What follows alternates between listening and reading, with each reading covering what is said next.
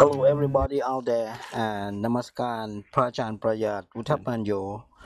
Today, once again, we bring some good Dhamma to you, um, and we have invited Ajahn Prayad Uttapanyo from Mayata Buddhist Monastery in Washington, USA, to deliver the greatest Dharma in Buddhism.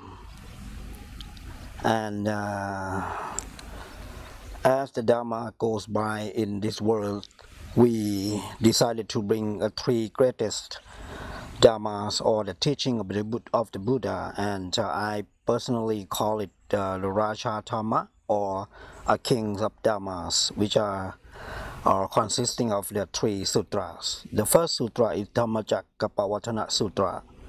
Is as we know the name of the wheel of Dharma, and the second sutra is Anatta Sutra, and the last one we have brought the Atita Pariyaya Sutra. So these three sutras are considered as the kings of the Dharma, or the teaching in Buddhism. So 2 months after the Buddha enlightenment, he was looking for his teachers, and then he found that his teacher has passed away, and then he decided to go to looking for his 5 followers. And then he came to know that the 5 followers are living in the deer park, or we know the name of Isipatana Malakathayawana in Saranat, India. So as far as I mentioned, it's the kings of the Dharmas. I would like you to talk on the first sutra, which is Dhammacakkappavattana Sutra. So I would like to ask you that what the Buddha talk or deliver on this sutra, please. Thank you. This is very important in Theravada. When we talk about the first sutta, The teaching in Theravada, we always say sutta or sutra in Sanskrit. So this is very important because when we talk about the idea or the main teaching of Buddhism is middle way.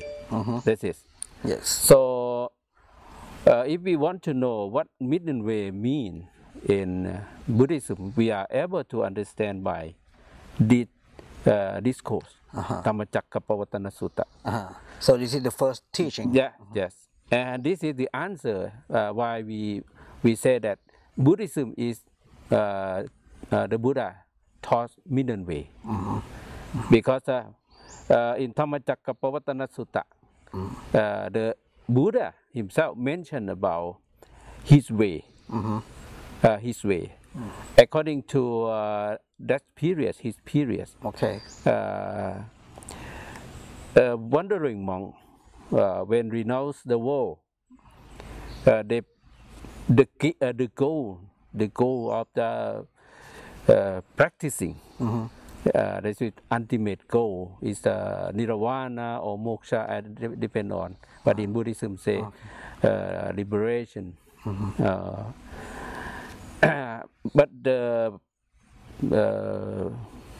popular way for the wandering monk,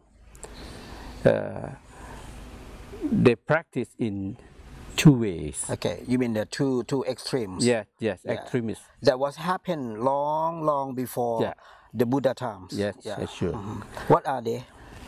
Firstly, the life of the human being, live with family, enjoy life. That is, we say in the present time, materialism This is my idea. This is materialism. Okay. We enjoy life, enjoy material. The self pleasure. Yes, sensual pleasure. Kamasukhalika yoga. Yes, this is in our technical term we call Kamasukhalika yoga. Okay. So the first that's one. But in the present time, I would like to say materialism. The materialism. Yes, we forgot to material. Yeah, the technology and whatever we are. Make you enjoy. Yeah, you enjoy your life. Yeah. That's it we call ultimate aim, happy life. And this is the number one. And in this case, the Buddha himself also had God because of what? When he was a prince. Yes, he because the Buddha himself, he was born in the kingdom of high class. So materialism, he had God. He was in the monarchy. Yes. Yeah. And second way, that's for the wandering monk. That means renounce the world from the home living in house, household and change to be homeless. Okay. Wandering monk. Okay. And that time, so that's one is the second one is called like self modification. Yes, that's it. You torture yourself, for example. That's it. So they feel that this way, the right way go to the ultimate aim of like a nirvana or moksha, which is different from the Buddhist nibbana. But Buddha himself, firstly, also he believed because this is popular, so he followed. Okay. But finally, when he met two teachers and he practiced by himself, and finally he was unsuccessful. Okay. So he changed his way to be middle way. Okay. Not too extremist. Okay. In between. So finally. Let me clarify. That's the first one. He got a self pleasure. Yeah. From when he was living in the palace. Yes. The second one, when he found his two teachers and he practiced. Yeah. He tortured himself. Yes. Okay. So that one is the second one is called Atta Kilamatha Yoga. Yes. Okay. That, because the outcome is painful. Okay. So and finally he changed himself, try to develop from the mind, panya, wisdom. Okay. And finally, full moon night of the 6th month of Vesak, he attained liberation. Attained liberation. That means he attained the ultimate aim of Buddhist idea right now. So, and finally, the answer of middle way, what he call his way is middle way. We are able to see from Dhammacakkappavattana Sutta. Okay. Because in Dhammacakkappavattana Sutta, he talk about two ways stay away. I mean, extremist. Okay. But in middle way, he starts from he say Majjhima Patipatha. That is the way of, in middle. So in Dhammacakkappavattana Sutta mention about what middle way is. So he start from right view. The eightfold path. Okay. Eightfold path. Right view, intention, action, for example. Okay. This is middle way. This way. If we practice by this way, finally we are able to attain liberation because he did it. Okay. He was successful. Okay. So this was the middle way that he discovered by himself, and he named it Majjhima Patipatha. Yeah. And he found that this is the only way to liberation. Yeah. Yes. This is good for everyone. Okay. And he found it. He found it after he studied from two ways, extremist, what I told you, but finally in vain to be successful. So finally he changed. And this is why five disciples ran away, because most of them, most of the wandering monks believe that self-mortification, this is the only way to be success in the can attend the nirvana or happy life. So I just heard that you saying the Majjhima Patipata, or the middle way, is the way for all people. This is very good point. That means it's not the way only for the Buddhist, but it's a way for the Everyone. or everyone. That means regardless that you believe in Buddhism, or you believe in Christianity, or you believe in Islamic. Yes. This is the way for everyone. Common way. Yeah, not specifically for Buddhists. You are able to practice, because Buddhism, it doesn't mean you believe, but you the Buddha say, call you come and practice by yourself. The Buddha just give you, just show you, but you have to practice by yourself. For yourself. This is the main idea of Dhamma Sutta. We know that, oh, this is middle way. Okay. What middle way is. Okay. And then what is the how is the Four Noble Truth come into the picture of Dhammacakkappavattana Sutra? Because in Four Noble Truth, there's a four truths. The first one is dukkha, which is suffering. Yeah. And then the cause of the suffering, which is samudaya.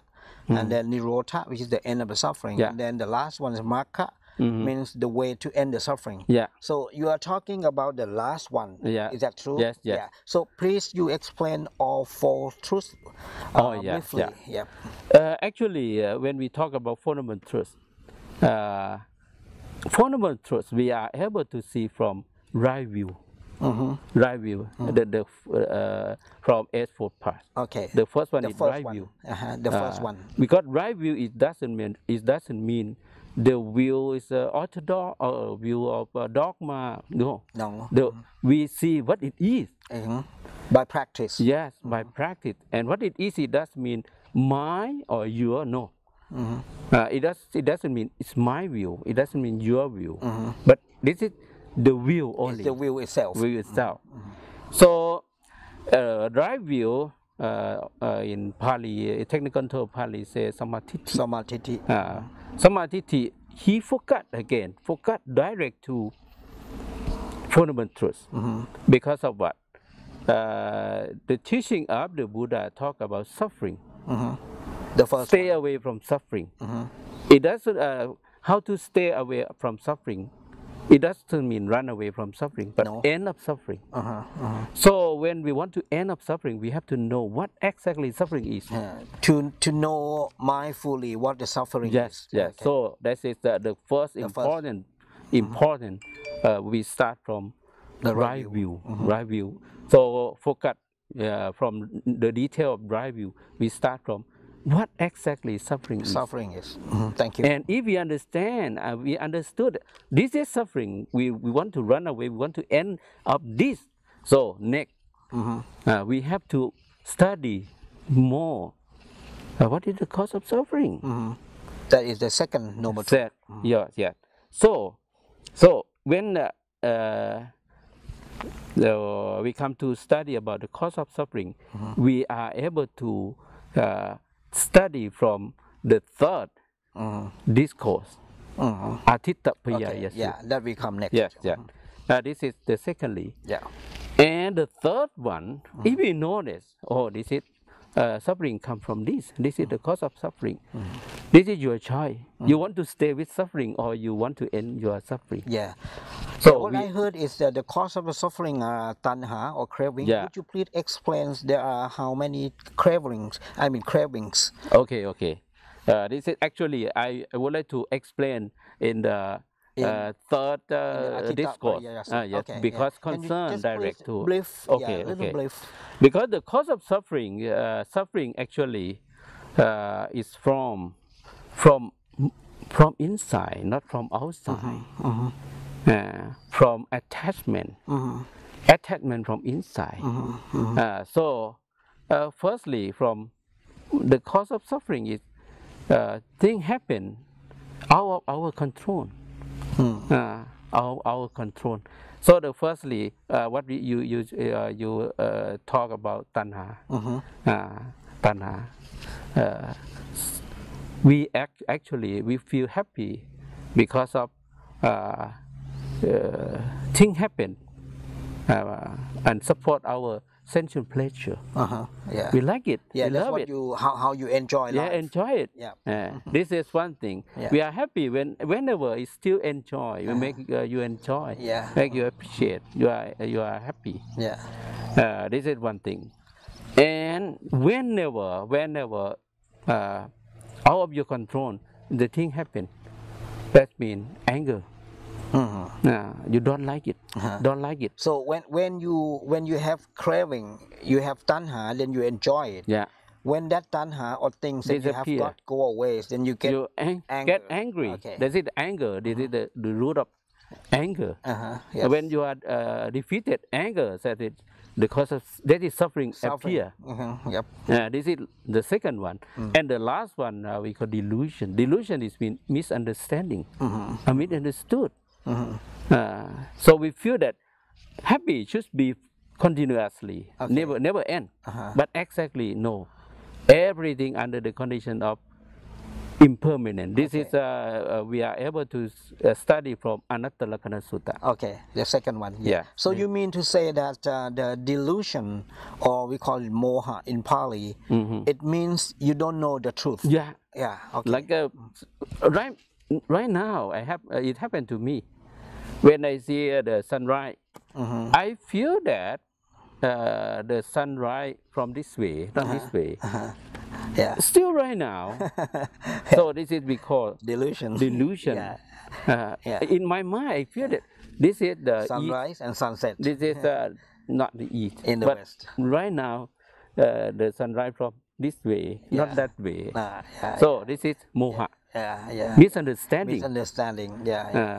So misunderstanding guide you to the wrong way, and that's it. The cause of problem or suffering appear after. Okay, yeah. If so, you cannot.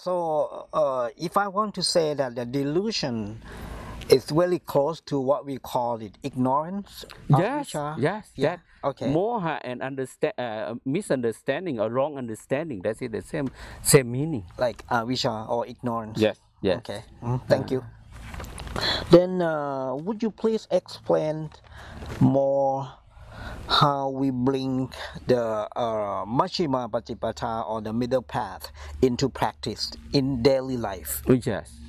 Firstly, I told you about mostly we attack with two ways, materialism and idealism. Okay.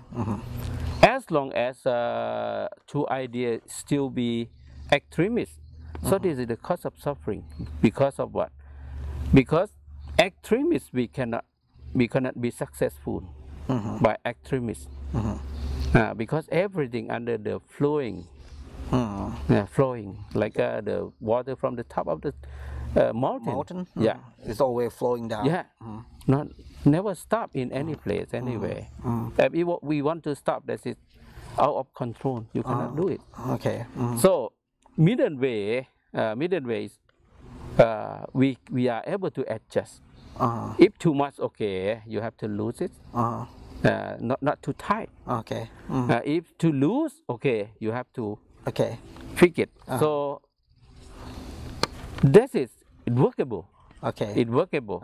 Not too strict. Like for example, sometimes we strict with the rule, so it's difficult to practice. It's difficult to work. Okay. And if to lose, so it's unable to be progressed. Okay. So we need to go in between. In between, that means like the way that we're living in the society, if the law is too strict, that can cause suffering. That is suffering. And same way in the in other way, if the law is too loose, then again it goes to it leading to the suffering. Yes, that is the problem. So it has to be not flexibility, but it's right there that when you have a right view, what you should think about, what you should speak about, what you should do about. Yes. Because in fourth part mentioned about like how to live, how to act, how to effort. For example, so this is not too tight and not too loose. Okay. So this is middle way. Is it like the way that you playing the instrument called like sitar? You have to tune up. If you let the string be too loose, or the string be so tight, so the sound of the music will not be beautiful. So this is why the Buddha himself, he changed the way from some modification into middle way. In middle path. In middle way. Okay. So this is the we have got the benefits of this middle way. See, can you describe that how, especially on the speech, what should be a proper speech, especially the people who keep talking back and forth in social media. So would you recommend what should be a proper speech that can be considered as the middle way of the speech, like the way to speak, not hurting people or not too much pleasure the people? Yes. The aim we have we need the aim. The aim is the benefit to yourself and to others. This is in Buddhism concern. So it doesn't mean the benefit you lost and you give other. This is not properly way. So it's neither your benefit nor other benefits lost. So but that both benefits go together. So before you speak out, it's better to think that it will be benefit or not benefit yourself and others. That's called middle way. Go together. Go together. So that's called middle way of speaking or the speech. Thank you. And then how do you describe the way of action in middle way? How the way to act that can be considered as the middle way? Actually, right now we are able to see from like the law. What we act must follow the law, the rule of law, like the rule of state law, the tradition, and the way of life. This is we are able to see in the present day. In the present day, like what we do. One thing we have to follow the tradition. This is the social contract. And the rule of law. So in Buddhism, we talk about morality, sila. That is, we follow the law, moral conduct. Moral conduct. Yes, that means the way to act in the society is also depending on the law of that state, the tradition of that state where you are living in. So you have to follow. This is very important. Very important. It does mean you are dogma. Stubborn. So unable to apply or to stay in the present life. So now I would like you to summarize the benefit of the Dhammacakkappavattana Sutra in terms of the daily life benefits, like how if you bring this Dhammacakkappavattana Sutra or the Majjhima Patipatthana into practice, what you are gaining, what you are earning. One thing, when we study from this sutta, we are able to apply with our life. what to apply.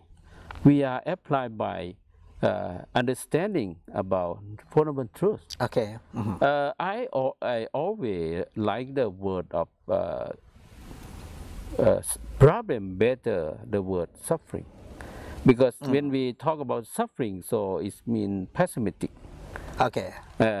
Like unacceptable. But one thing, if we talk about problem, this is normal life. We have got a lot of problems. Yeah, everybody have a problem. Yes, so this is, it means in our life. But suffering, so when we talk about suffering, we want to run away. We don't want to stop it. Okay. But if we talk about problem, okay, we are able to solve the problem. We have a solution. Yes. Okay. So when we study about Dhammacakkappavattana Sutta, so we have the chance to end our problem.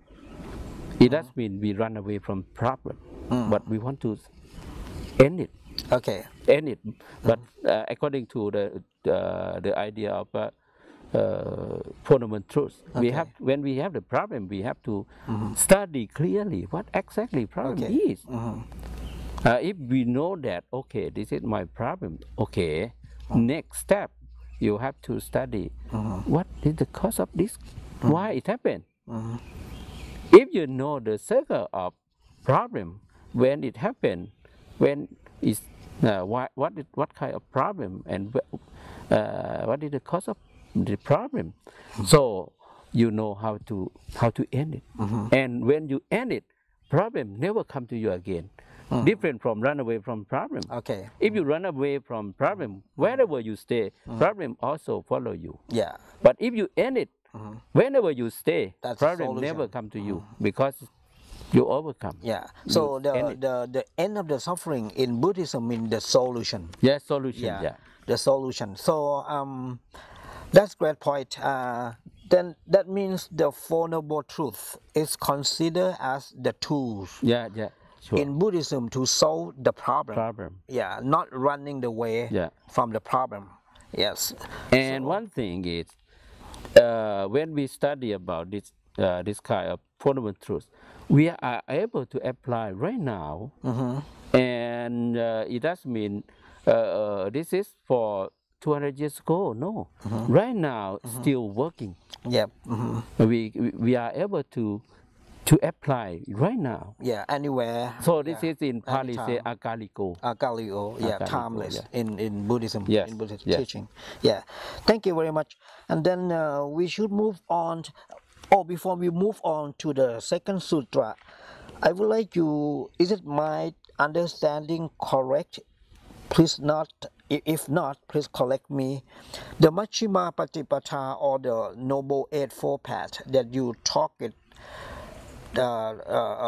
explain that it starts from the right view or Sammatiti. That can be summarized into a Trisikha. Yes. Or a three-four training. Which are the Sila, Samadhi, and Panya. Would you explain briefly about what is Sila in Buddhism and Samadhi and then Panya in Buddhism means? Okay, that is good. According to the Eightfold Path, I would like to show you what kind of Sila, moral conduct, what kind of Samadhi, and what kind of Panya. We start from right view, or right understanding, or right intention. This is Panya. The Panya. Okay. This is Panya. This is Panya Sikha. Okay. That means the Samma Titti and the Samma Sankappa are the conclude into the Panya. Okay. Wisdom, right view, wisdom. Yes. Thank you. And another right speech, talking, speech, action, and livelihood. This is concerned with your act. Okay. Our verbal act, body act. This is concern. We are able to conclude in Sila. Okay. This is our action. Okay. Our action. With our action come from two ways. From verbal from speech. Speech. And secondly, bodily. Okay. So this is concerned with sila. If we perfect training in bodily, that means sila perfect. Okay. So sila is a speech and then body. action, Yes. livelihood. Yes, Okay. yes. Okay. And lastly, that means samadhi. Samadhi. Yeah. The mind. Okay. Concerned with the mind. What are they? Effort. Okay. Effort to end up suffering. Effort to like to cultivate wholesomeness, like that. This is the right effort. mind. Okay. This is mind. We try by mind. Okay. And secondly, mindfulness. Okay. Mindfulness, how to be mindful in every way, everything. You see with mindful. Okay. It doesn't mean see with, I like it, I don't like it. Okay. No. But see what it is. Okay. That's it. Samadhi. Yeah. And lastly, concentration. Samadhi. Samadhi. So this is the mind. Okay. This all 8 noble paths. We conclude. Yeah. Conclude into 3. Yeah. 3-4 training, which you call Traisikha. Yeah. Thank you very much. So now we can move to the second sutra, which is called Anatta Lakkhana Sutra. Yeah. So in this sutra, I feel like it's more little difficult, especially for a newcomer to the Buddhism. I would like to open up with the first question to Anatta Lakkhana Sutra. That what do you mean by anatta? I always use this word. This is my word. Yes. Out of my control. Okay. Out of control. Okay. So, because anatta means I, my and I. Okay. So in Buddhism we talk about if no my and I, that's it. You are happy. Okay. You are unhappy because my and I. Because sometimes something happen out of your control. So that is you are defeated by anger. Okay. Because you are out of control. Okay. Not belong to you. Okay. So Anatta Lakkhana Sutta is mean everything out of your control. Anatta is mean non-self. Okay. According to English, maybe non-self or no self. No self. So the idea of self is not self. zone. This is maybe same. Yeah. But I myself, I would like to use out of control. So you prefer to define anatta as something that uncontrollable. Yeah. Okay. Yes. That's a very good point. Yes. Yeah. And it's very easy, simple easy to understand. So and then, what is atta? Atta is mean the you are able to control something that you can control. But there is nothing to control. Nothing to control. Exactly. This is the idea of Buddhism. Nothing out of your control because it is non-self. Why? If you want to understand, you have to study Paticcasamuppabbad. Okay. Dependent origination. Okay. So you really highly recommend if anybody want to understand truly or deeper about anatta, you should further study about the Paticcasamuppabbad. Yes, that is we everything happen because of cause and effect. Okay. Like we say day and night. Day and night happen because of sun. Okay. Because the sun and the world and the earth. Okay. If no earth, maybe just the day only or night only. Okay. So this is if we say daytime and nighttime. Exactly if no earth. Okay. No day and no night. Okay. That was called dependent origination. Yes, that's it. Yeah, so that's the idea of independent origination. So what I heard is Anatta or Anatta Lakkhana Sutra. It's a sutra that the Buddha described the truth of the nature, that everything is anatta. Yeah. So is this kind of teaching appear in any other religions in this world? Actually, no. Nope. In the periods of the Buddha time. What they are teaching about No. way before Buddha times? They talk about Atta, okay. Ataman. Okay. Because this is the idea of theolist teaching in theology. Brahmin. Yeah. Because the idea of God. God create everything. Okay. This is God. This is Atta. Okay. The Ataman. Ataman. Yes. Ataman. So, but the Buddha himself different.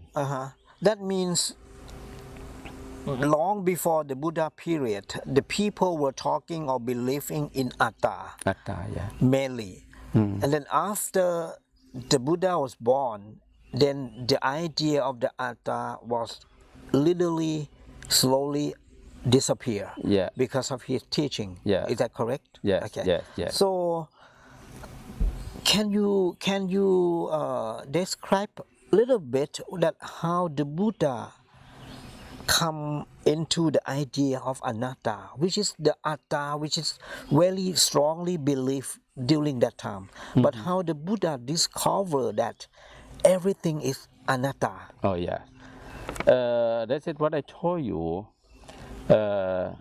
everything in the world happen because of cause and effect. Okay.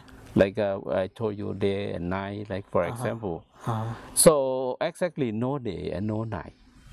If in Paticcasamuppada, starting from avijja paccaya sankhara. Okay.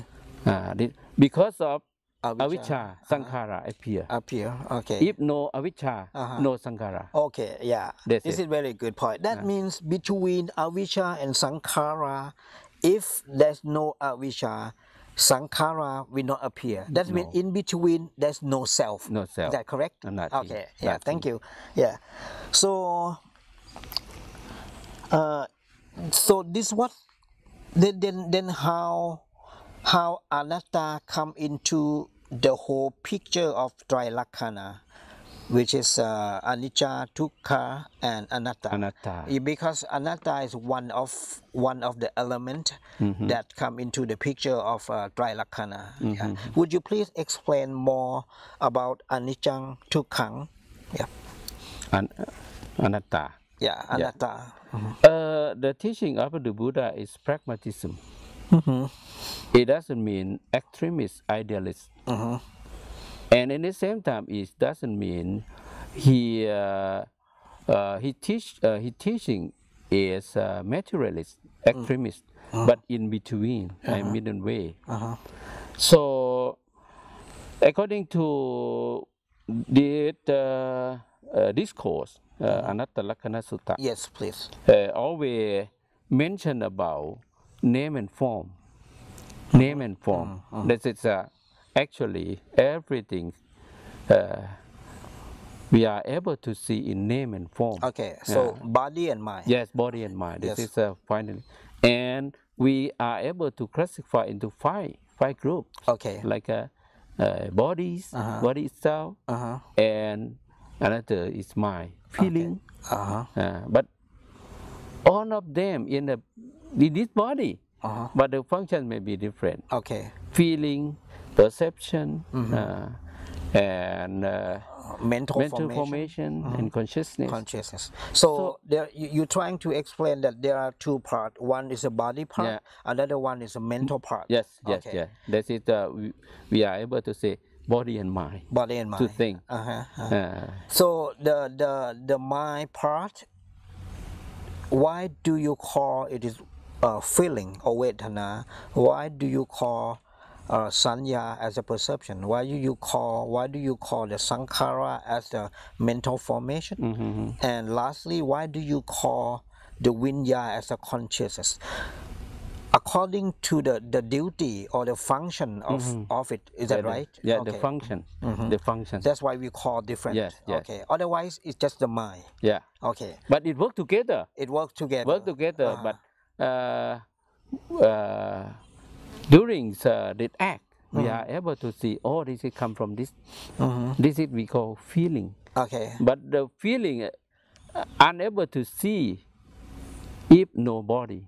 So it's all of them work together. Dependent. Yes, yes, yes. Okay, thank you. So and the Buddha himself asked the monk, asked 5 disciples about he mentioned about body, feeling, perception, mental formation, and consciousness. And all of them, like a water flowing from the top of the mountain. That's what we call anicca. Okay. Flowing is flowing. That always changing. Yes, always changing. Changing. So that's what you call the impermanent. Impermanent. Or anicca. Yes. And impermanent itself, we are able to see as anatta too. Because of what? Like you are able to see by yourself. When you see your picture when you were a boy, and right now, so different. Yeah, yeah. But that is you too. Yeah, yeah. That's it. Yeah. But it changed. Yeah. Absolutely sometimes. Yeah. So this is we are able to see. If you understand impermanent, you understand non-self. Non-self also. Like for example, like I today is totally different from I yesterday. Yesterday, yes. Or when I was young. Sure. Yeah. Depend on space and time. Yeah. So the teaching of the Buddha, does it mean he focused to the present time only. In some sutta, it's very important, say in Pali, Atitang nanva ka maya napati kangke anakatang patjupat nanjayo tamang tata vipassati asangirang asangkupang tang vicha manupuaye. We are able to explain in easy language. We do not attach or cling to the past. And no more expectation for the future. But stay more only in the present moment. Yeah, on the present moment. Yes, because present moment and the future are different. Different time and different space. So this is the idea. When we understand it, why the teaching of the Buddha focus to the present moment. Yes. No need to worry about the future or worry about the past. Past is gone. Future not come yet. But the present is your time. You have to do perfectly, more effort. More mindful to do perfect in the present moment. Yeah, this what really relate to what you just say, that the pragmatic. Yes, pragmatic. This is the pragmatic in Buddhism. Practice. Yeah, that's very good point. So at this point, is it good to say that the anicca, dukkha, and anatta actually are they all related? Yes. That means when you able to understand anatta, you are allowed to understand or to see the anicca and dukkha as well. Okay. Thank you. I think this should be really understandable in terms of Anatta Lakkhana Sutra. Okay. And then what is the benefit when you understood the Anatta Lakkhana Sutra? This is if you understand Anatta Lakkhana Sutra. How do you bring it into action, into practice? One thing is you know how to let go. Something is happened, and when it's happened to you, yes, try to focus to the present moment only. And one thing, if you understand and understood well, everything is flowing. So when it change, but you stay with. You don't try to run away. Stay focused to. Focus to the present moment. And something happened. Okay, let it go. You know how. So the problem is in the present moment right now, we don't know how to let go. So we cling it, attach. And when we are defeated by attachment, so this is you create suffering by yourself. So you're trying to say that actually the clinging or the attachment are the cause, because you are not smart enough. This is ignorance. You just cling to something that always changes. That means you are prepared to be suffer. You create by yourself. So the Anatta Lakkhana Sutra is the idea of anicca, dukkha, anatta allow you to let go. Yes. Yeah, and yes. they're living in the present moment. Yeah, living in the present moment. That is very good point. That should be a really good answer for my question. Okay, then we can move on to the last sutra, which is I really like this sutra personally. Atita Pariyaya Sutra. It's a sutra that the Buddha delivered to three brothers. Yes. Yeah, or we call in Pali Chadil. And Chadil has many followers. Counted is more than 1,000. Yeah, including themselves. So would you please talk a little bit on what is Atita Pariyaya Sutra? This is Atita. Atita means the sun. Atita is mean the sun. The sun. The sun and fire. Generating the heat. Yes. Okay. Sun. Yes. And heat. This is the fire. Yeah. This is the meaning of Atita Pariyaya Sutra. Because of why the Buddha gave this course. Because of what? Because three brothers. Wandering monk, what you call Chadin. They practice the culture, or the cow, or their cow is worship the fire and naga and snake. Because the king of snake. Yes. Okay.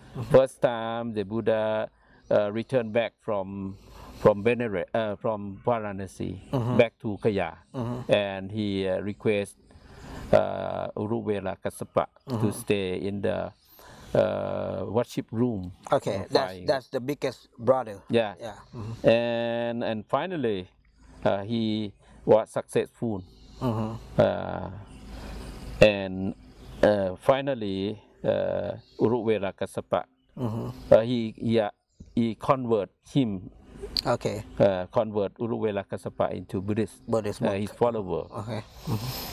So, and finally, Kaya Kassapa and Nati Kassapa also follow. Okay. Follow the teaching of the Buddha. Finally, the Buddha himself, he gave this sutta. Okay. This sutta, because all of them usually practice what I told you, worshipping the fire. So he talked about the heat of the fire, because fire, the dangerous of fire, destroy, burn everything, everyone. But because their own time, the wandering monk, idealist side, they worship the fire. They think it fire, burn kilesa or defilement, burn the sinful. They are unsinful because of fire burn. Okay. So the Buddha himself, he want to show them about the dangers of inner fire. Okay. Not natural fire. Okay. Inner fire, let it fire from inside. Okay. From fire kilesa. Okay, defilements. Yeah. So, firstly, the first fire is very dangerous. It's fire of lust, sensual pleasure. Okay. Fire of anger, and fire of delusion. Okay, let me repeat. The first one is lust. The second one is anger, moha in Pali. And then the last one is moha, which is a delusion. Delusion. Yeah. So the three fires. Yes. Okay. So that is why I told you, if we understand Atita Pariyaya Sutta, you understand that what suffering, why the Buddha talk about suffering. So this is talking, you mentioned or forgot about suffering. Okay, so these are the cause of the suffering. This is suffering. Okay. The cause of suffering. The cause of suffering. And this is suffering. Okay. Because of this, because of we have the cause, suffering appear. As long as you are defeated by lust, you are defeated by anger, you are defeated by delusion. So suffering always with you. Okay. So this these three bits of fire are the cause of the suffering. Yeah. This is the second noble truth. Yes, second noble truth. Okay. And you are able to see what did we say? What suffering is? This is. Okay. And what is the cause? This is. This is one. Okay. So then accordingly, the cause of the suffering, how do we end the suffering? Which become the third noble truth. Yeah. Yes, when we want to end up suffering, we come back to middle way. The middle way. That's Okay. it. Eightfold path. Uh-huh. Firstly, you have to start from right view first. Okay. What exactly suffering is? If you know exactly this is suffering, so you study more about what is the cause of suffering. So everyone, the choice is everyone know well. We would like to stay without suffering. So that is the number third. Okay. Nirodha. And how to end it? How to end it? This is middle way. Okay. That means we have to cultivate the tools which you call it Majjhima Patipata, Yes. to train it to happen, and then you apply this By three ways. Three ways. Yeah. Okay. Into the training of the moral morality, training, yeah, and samadhi, samadhi and panya. Okay. Right panya, right samadhi, sila, more right conduct, moral Okay. conduct. Yeah. So To understand the Dhammacakkappavattana Sutra, it is really highly recommend to understand the Atita Padiyara. Yes, three of them. Yeah, three of them all together. Yes. That we can construct the main idea of the Buddhism. Yes. Is that correct? Yes, Yeah. sure. So is it possible to say that these three suttas are the heart of the Buddhism, Sure. or the heart of the teaching of the Buddha? Yeah. So can you summarize that, how the Buddha discovered this truth? Because the suffering is already there in the nature. But the thing that the Buddha discovered by himself actually is not a dukkha or a suffering. The thing that the Buddha discovered is the Majjhima Patipata. Is that correct, or the whole Four Noble Truths?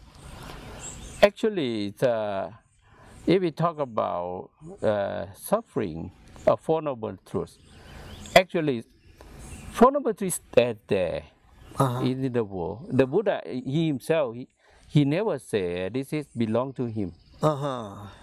He say in some sutta say he just come and see, Okay. and open it for the other, like open the bowl, and everyone understand and see the inside the bowl. Only it not belong to him. Okay. So this is belong to the world. Okay, belong to the nature. Belong to the nature. Okay. So this is why Buddhism is the religion of the nature. The naturalism. Yes. Why in Western say naturalism is Buddhism. Buddhism, yeah. Focus to the nature. It belongs to the nature. Yeah. It doesn't mean belong to the God. Okay. Belong to the nature. Yeah, and that nature is our mind, Yes, body. we are the nature. We are the nature. We are a part of the nature. Yes. So we don't have to look outward. Yeah. We look inside. We look inward. Yes. To see the truth of the nature. Yes. Yeah. So somebody saying that because of the noble truth, I mean the Four Noble Truths, that's why the Prince Siddhartha became a Buddha. Is that truth? Yeah.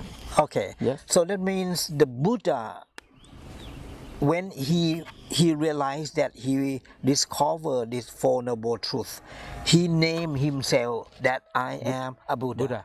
Okay. Buddha is mean awaken. Okay. So can you define or give a really a good definition of Buddha? According to Venerable Buddha Dasa,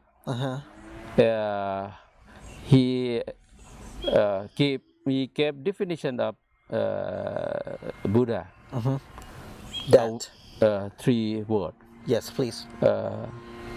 Awaken, know, wisdom, and happy. Happiness means the first one is awakening, and then the second one, knowing. Knowing means knowledge, right? Having a knowledge, and then the happiness. Okay, so this is the three qualities that qualify the person to become a Buddha. And then like a Buddhist. We call Buddhist because you awaken from ignorance. Awaken from sleeping, ignorance. And another one is knowing. You knowing ignorance disappear. You mean knowing means panya, right? Okay, so that you mean to say that awakening is like mindfulness. It's always awake.